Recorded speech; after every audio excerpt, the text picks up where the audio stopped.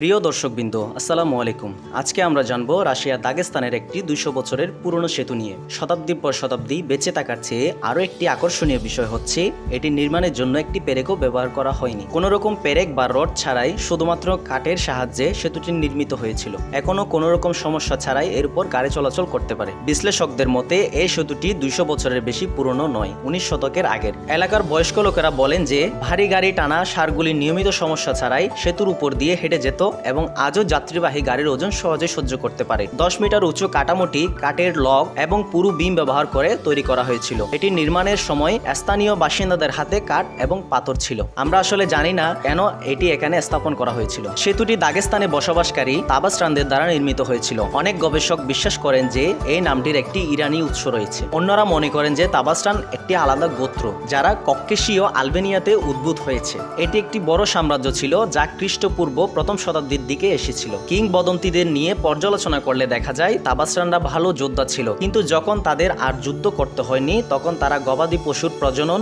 বিভিন্ন ধরনের কারুশিল্প এবং সমতল জায়গায় বাগান করা এবং আঙুর চাষের মতো শান্তিপূর্ণ পেশায় চলে যায়। যেহেতু দক্ষিণ দাগেস্তানের তাবসারানস্কির অর্ধেক অঞ্চলই বনভূমি ছিল, তাই কাঠের সেতুটি নির্মাণকারী স্থপতিদের নির্মাণ সামগ্রীর অভাব ছিল না।